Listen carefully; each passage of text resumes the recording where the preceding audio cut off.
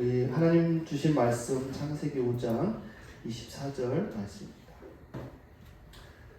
창세기 5장 24절 같이 한번 읽어볼까요? 시작. 에녹은 하나님과 동행하다가 사라졌다. 하나님이 그를 데려가신 것이다. 아멘. 한 번 더 읽을까요? 짧으니까 한번 시작. 에녹은 하나님과 동행하다가 사라졌다. 하나님이 그를 데려가신 것이다. 아멘. 우리가 보통 우리는 예배에 목숨을 건다라는 그런 표현을 들어보셨나요? 그만큼 예배가 중요하기 때문에 그런 표현을 합니다. 하나님의 임재를 경험한 예배자들이 주님의 말씀을 훈련되고 또 예배자가 되어서 성령의 능력으로 세상을 섬기는 거죠. 물론 교회를 다니지 않는 사람들도 예배를 드리지 않는 사람들도 얼마든지 선행을 하고 또 누군가를 섬길 수 있습니다. 그러나 그것은 선행입니다. 예배자가 되어서 섬긴다고 하는 것은 우리들이 하나님의 마음을 알고 하나님의 마음으로 살아간다라는 것을 뜻합니다. 좀 극단적으로 얘기를 하면 진정한 예배를 드리는 사람은 어떤 일을 해도 잘못되지 않는다라는 것. 그런데 여기에 중요한 전제가 붙어 있어요. 뭐냐면 진정한 예배를 드리는 사람은 어떤 일을 해도 잘못되지 않는다라는 것. 한번 따라서 해볼까요? 진정한 예배를 드리는 사람은 어떤 일을 해도 잘못되지 않는다. 왜 그럴까요? 여러분 예배가 뭘까요? 우리 이로마 예배가 뭘까요? 하나님과 소통하는 거. 와, 또 겨울이는 하나님과 시간 보내는 거예요? 하나님과 시간 보내는 거예요? 잘 안 들려. 하나님과 시간 보내는 거예요? 하나님과 시간을 보내는 거. 또 다른 의견 있는 사람? 네. 고민을 가르치는데 고민 어때요? 고민 어때? 예배가 볼까?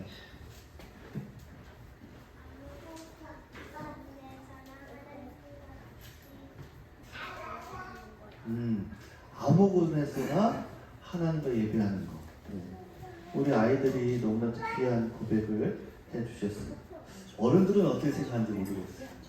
네. 여러분들은 어떻게 생각하십니까? 여러분 예배는요 우리 아이들이 고백했던 것과 마찬가지로 하나님 말씀 앞에 서는 거예요. 우리가 예배자로 있을 때 하나님 말씀이 우리 가운데 들어오기 때문에 우리가 하나님의 말씀을 가진다라고 하는 거예요. 하나님의 마음으로 사는 것, 하나님의 마음으로 우리가 살아가기 때문에 진정한 예배자가 되면 잘못될 일이 없다라는 거예요. 우리가 성공적인 예배자가 된다라고 하는 것은 무엇일까? 정말 성공적인 예배를 드리고 싶은데 그것이 뭐냐? 도대체 예배를 성공하는 게 뭐냐? 이 예배 시간을 통해서 우리의 생각이 하나님의 관점으로 바뀌어지는 것. 한번 따라서 볼까요? 우리의 생각이 하나님의 관점으로 바뀌어지는 것. 예배를 통해서 우리의 생각이 하나님의 관점으로 바뀌어지는 거예요. 이것이 예배를 성공했다라고 할 수 있는 거예요. 여러분 평생 예배를 드려도 매일 예배를 드려도 여러분들이 이 시간 예배를 드려도 우리의 생각이 하나님의 생각으로 바뀌어지지 않는다면 그것은 진정한 예배자가 될 수 없다라는 거예요. 우리가 가끔 예배를 드리고 나면 이런 표현을 쓸 때가 있어요. 은혜 받았어. 오늘 예배 너무 좋았어. 그리고 다른 사람이 은혜 받은 것을 보면 어떤 모습이에요? 눈물을 흘리고 예배를 드릴 때 오는 모습, 은혜를 받았다라고 생각이 되어집니다. 예배를 마치고 참 오늘 예배가 좋았어. 은혜 받았다. 라는 표현을 쓸 때 어떤 상태일까요? 내 마음이 흡족할 때 그런 표현을 씁니다. 내가 뭔가 받은 것 같고 뭔가 해결된 것 같고 그럴 때 표현을 하죠. 그런데 우리가 분명히 알아야 되는데 예배 시간에 내 마음에 들고 내 마음에 흡족하다고 하는 것은 예배에 성공했다, 은혜를 받았다라는 것이 아니다라는 거예요. 여러분, 예배를 통해서 은혜를 받고 우리들이 예배 성공자가 된다라는 것은 우리의 생각이 하나님의 생각으로 바뀌어져야 된다라는 거. 그게 중요한 것이다라는 거. 여러분, 우리의 생각이 하나님의 생각으로 바뀌게 되면 우리에게 찾아오는 것이 하나 있어요. 그게 뭘까요? 하나님의 생각으로 우리의 생각이 바뀌게 되면 찾아오는 게 하나가 있어요. 뭐냐면 아픔이 찾아옵니다. 왜 그럴까요? 여러분, 성경에 보면 하나님의 말씀은 살아있어 운동력이 있다라고 말씀하고 있어요. 하나님의 말씀은요, 칼과 같아서 심령의 골수를 쪼개는 그런 능력이 있다라고 말씀하고 있어요. 여러분, 우리 아이들 공책 이렇게 쓰잖아요. 그 종이 같은 거 쓰잖아요. 잘못해서 살짝 손을 빌 때 어떻게 해요? 엄청나게 아프죠? 살짝 뱉는데도. 여러분, 그 날카로운 것보다도 더 날카롭게 우리 안에 심령을 쪼개는 능력이 이 말씀이 있다라는 거예요. 하나님이 역사하시면 예배 가운데 우리에게 만족하기보다는 그러한 내면의 큰 아픔이 찾아옵니다. 왜일까요? 그것은 이기적인 나, 정말 인간적인 나, 지극히 욕심이 많은 나, 그 생각 가운데 하나님의 말씀이 들어올 때 어떻게 아프지 않겠어요? 내 욕망이 깨어지고 내 생각이 깨어지고 내 이기적인 마음이 깨어지는 순간이 얼마나 아프지 않겠어요? 여러분에게 도전하고 싶은 것 중 하나는 우리가 예배를 드릴 때마다 여러분 가운데 말씀으로 인해서 부딪히는 아픔이 있기를 간절히 축복합니다. 여러분, 예배는 의식이라는 게 있어요. 의식. 쉽게 말하면 순서입니다. 순서. 교회 소식도 전하고 신앙 고백도 하고 일어서서 찬양하라, 앉아서 찬양하라, 성경을 읽어라, 사도신경을 해라, 그런 순서들이 있어요. 우리 아이들은 왜 이렇게 복잡하게 이런 걸 하지? 라고 생각이 들 수도 있어요. 그런데 여러분, 예배 시간에는요, 우리들이 하고 싶은 걸 하는 게 아니에요. 우리들이 원하는 그런 행동을 하는 것이 아니라 예배 시간에는 조용히 있어요. 말씀을 잘 들어야 돼. 졸지도 말아야 돼. 내가 놀고 싶은데 놀지도 못해. 말하고 싶은데 지금 이랑이는 지금 옆에 누구랑 별이랑 얘기하고 싶은데 참는 거. 그래요? 네. 이야기하고 싶은데 참는 거. 왜 그래요? 우리들이 마음대로 행동을 하는 것이 아니라 예배는요, 따라하고 순종하면서 우리의 생각이 깨어지기 시작하는 거예요. 여러분, 예배는 철저하게 하나님 앞에 내가 깨어지는 시간이에요.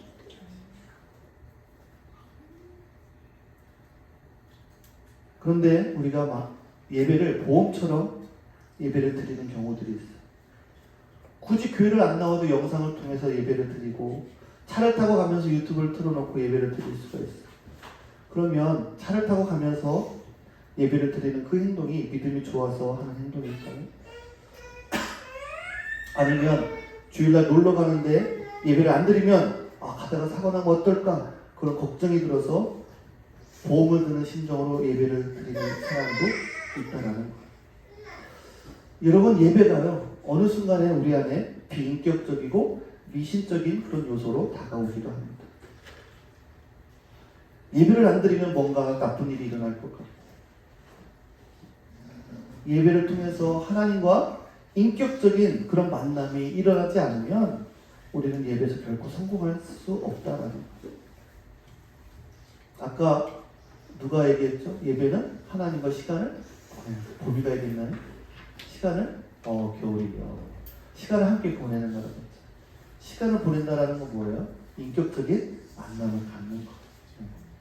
예배를 통해서. 로마서 12장 1절에서 2절 말씀 한번 볼까요? 같이 읽어볼게요. 로마서.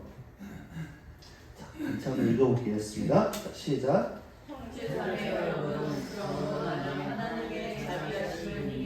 여러분의 몸을 하나님께서 기뻐하실 거룩한 산 제물로 드리십시오. 이것이 여러분들이 합당한 예배입니다. 여러분은 이 시대의 풍조를 본받지 말고 마음을 새롭게 함으로 변화를 받아서 하나님이 선하시고 기뻐하시고 완전하신 뜻이 무엇인지를 공부하도록 하십시오. 아멘. 여러분, 우리가 예배에 대해서 로마서에 뭐라고 하고 있어요? 너희가 드릴 영적 예배가 뭐라고요? 너희 몸을 하나님이 기뻐하시는 1절 말씀 보여드려요. 기뻐하시는 뭐라고요? 몸을 하나님 기뻐하는 거룩한 산 제물로 드리라 라고 말씀하고 있습니다. 여러분, 로마서는요 의, 믿음을 강조합니다. 만약에 로마서가 그것만을 강조하는 성경이라면 11장에서 끝나야 될 텐데 로마서 12장으로 이어지면서 믿음과 의로 새롭게 된 사람들이 살아야 될 모습을 말씀해 주고 있어요. 그 중에 첫째가 뭐예요? 12장에서 말씀하는 게 너의 몸을 거룩한 산 제물로 드리라라고요. 이것이 우리가 드려야 될 영적인 예배다라고 말씀하고 있어요. 여러분, 산 제물이라고 하는 것은 뭐라고 우리가 이해를 하면 될까요? 산 제물. 제물은 뭐예요? 제사를 드릴 때 그 위에 신에게 드리는 제물이잖아요. 왜 이런 표현을 썼을까? 우리 삶을 하나님께 예배로 드려라. 우리 삶을 하나님이 기뻐 받으시는 예배로 드릴 때 이것은 무슨 의미를 가지고 있어요? 여러분, 지금 우리는 주일날 9월 15일 11시 예배를 드리고 있어요. 그리고 이 공간 안에서 예배를 드리고 있어요. 그래서 시간과 공간 안에서 예배를 드리고 있어요. 그래서 우리 백구보 소마의교회는 주일날 11시 예배를 드리고 있다 이렇게 분리해서 생각을 합니다. 그런데 우리가 예배를 드리는 시간이 있고, 그러니까 뭐예요? 예배를 드리지 않는 우리의 삶의 시간이 구분되는 거예요. 그런데 뭐라고 했어요? 로마서에서는 우리의 영적 예배는 우리의 삶을 하나님께 드리는 거다라고 말씀하고 있어요. 이렇게 예배가 우리 시간과 공간에 제한된 것이 예배가 아니라고 그랬어요. 아까 어디서든지 예배하는 거라고 우리 아이가 얘기했잖아요. 그것처럼 하나님께 예배하는 것은요, 시간과 공간에 제약이 없는 거예요. 여러분, 우리가 지금 이렇게 예배드리는 이 시간, 공간, 여기에 하나님의 은혜가 더 필요할까요? 아니면 여러분들이 삶의 현장 속에서 살아갈 때, 그 삶 속에서 예배자로 살아가려고 할 때 하나님의 은혜가 더 필요할까요? 언제가 더 필요할까요? 지금 더 필요할까요? 아니면 여러분 삶의 현장 속에 더 필요할까요? 네? 현장에 살 때, 가정에서 또 직장 생활할 때, 예배자라고 살려고 할 때, 왜 하나님의 은혜가 더 필요할까요? 하나님의 도우심이 없으면요, 세상의 능력과 이기적인 자기 중심적인 세상을 이겨나갈 수가 없는 거예요. 그러니 우리가 예배자로 세상 속에 살아갈 때 얼마나 하나님의 은혜가 필요하겠는가라는, 우리가 하나님을 경험하고 살아가는데 실상 우리가 이 예배 시간보다도 세상 안에서 우리가 거룩하게 구별되어서 하나님 앞에 우리 삶을 돌려드릴 때 정말 하나님의 은혜를 경험하게 된다라는 거예요. 여러분, 하나님이 이스라엘 백성들을 애굽에서 어디로 가라고 했죠? 애굽에서 탈출시켜서 어디로 가라고 했어요? 네? 준영이 어디로 가라고 했어요? 애굽에서 탈출해서 어디 크게, 네, 가나안 땅으로 가라고 했어요. 여러분, 가나안 땅이 여러분 축복의 땅인가요? 어떻게 생각하십니까? 가나안 땅이 축복의 땅인가요? 거기 지금 막 이방 민족들이 살고 있고, 사실 그렇게 크게 매력적인 땅은 아니었던 것 같아요. 그런데 성경을 읽다 보면 하나님은 그 가나안 땅이 축복의 땅이라 이스라엘 백성들을 인도하신 것이 아니라 그 가나안 땅으로 인도해서 그 땅을 하나님이 축복해 주시려는 것이었다라는 거예요.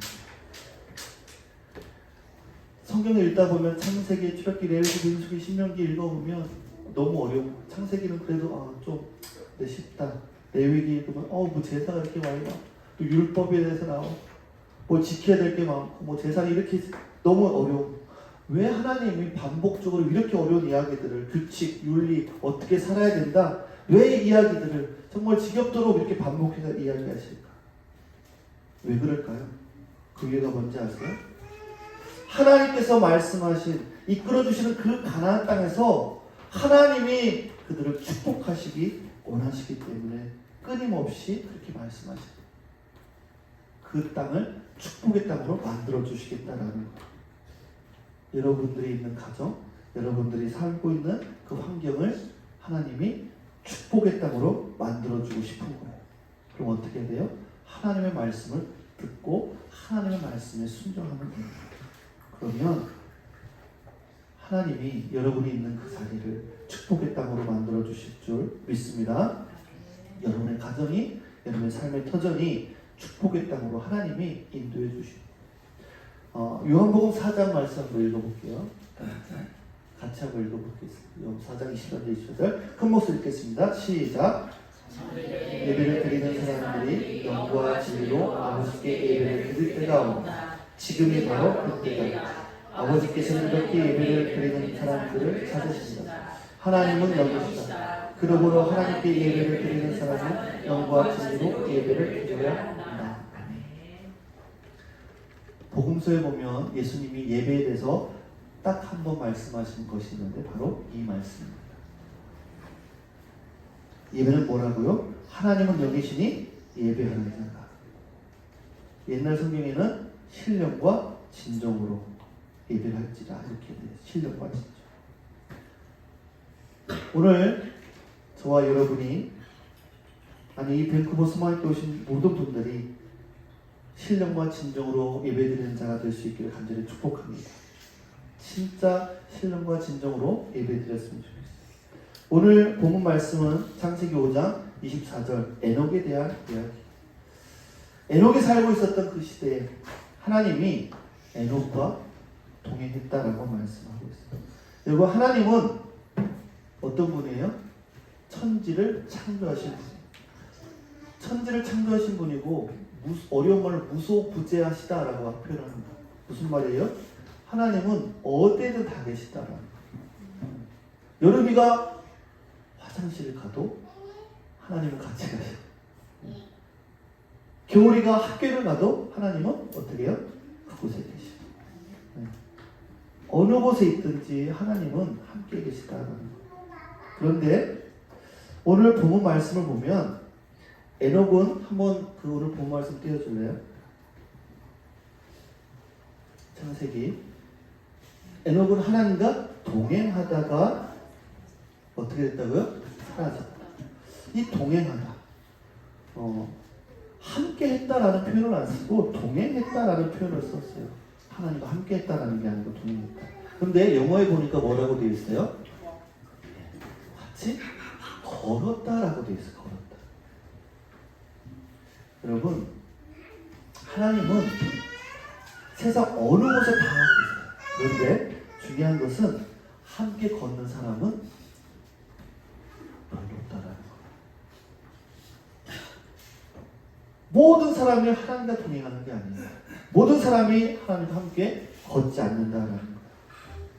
에녹에게 있어서 하나님과 동행했다라고 하는 것은 굉장히 큰 의미를 가지고 있는 것을 보게 됩니다. 이스라엘 백성들이 애굽을 떠나서 광야를 지나면서 가나안 땅으로 가는 기간 중에 짐도 많고 어린아이도 있기에 빠른 속도로 갈 수가 없었겠죠.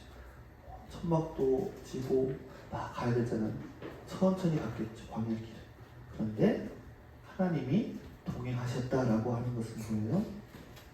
우리가 하나님과 함께하는 것이 아니라 하나님이 우리의 발에 보조에 맞춰서 동행해 주셨다는, 우리에게 맞춰주신 거예요.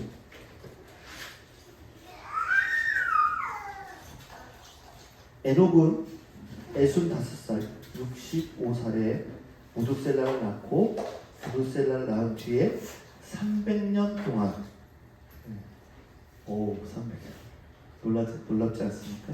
지금은 우리가 100년을 살면 참 오래 살았다는데 300년 동안 하나님과 동행하면서 아들과 딸을 낳았다라고 기록을 하고 있습니다. 300년 동안 하나님과 동행했다라는 거예요. 여러분, 왜 우리가 동행을 해야 될까? 하나님과 동행을 해야 될까? 동행할 때 거기에 기쁨이 있기 때문에 그래요. 하나님이 인간을 창조하시고 하나님께서 왜 인간을 하나님을 예배하는 자로 만드셨는가? 그 이유는 하나님이 그 가운데 기쁨을 주시기 때문에 그렇다라는 거예요. 우리가 하나님과 동행할 때 하나님이 기뻐하시고 우리가 기쁨을 찾을 수가 있는 거예요. 우리 예배를 드리고 있는 여기에 모인 사람들이 다 동일한 영적인 상태가 아니죠. 다 다르고 믿음의 정도도 다 달라요. 여기 앉아있지만 여전히 하나님이 누구신지 모르는 사람도 있을 수 있어요. 우리 아이들 중에도 하나님은 알고 있는 것 같은데 예수님이 누군지는 알고 있는데 내가 인격적으로 그 예수님을 하나님을 아직 만나지 못한 사람도 있을 수도 있어요. 그런데 진짜 그 예수님을 만나면 하나님을 만나면 참된 기쁨을 경험하게 된다는 거예요. 하나님께서 우리가 예배 드리러 올 때 마음속에 이렇게 말씀하실 수도 있어요. 야, 너 오늘 화내지 마. 예배 드리러 가잖아. 예배 드리러 가는데 화내면 안 되잖아. 하나님께서 우리들 마음 가운데 일상의 삶을 주님 앞에 예배로 제물로 드리기를 원하시는 거예요. 그냥 이 자리에서 거룩하게 찬양하고 말씀 듣고 끝이 아니라 내 일상의 삶의 모습 속에서 하나님은 말씀에 순종하기를 원하시는 거예요. 때로는 굉장히 아프고 때로는 힘들어요. 그렇지만 우리가 순종하지 않고서는 우리의 삶을 주님 앞에 예배로 드릴 수가 없는 거예요. 여러분, 사실 우리는 하나님과 동행할 수 있는 능력을 가진 사람들이 아니에요. 하나님께서 우리들이 동행하려고 노력할 때 하나님이 우리를 붙잡아 주시고 우리가 함께 가주시는 거예요. 여러분, 오늘 그 예배자의 감격이 이 시간뿐만 아니라 우리의 삶 가운데 경험될 수 있기를 간절히 축복합니다. 같이 한번 기도하겠습니다.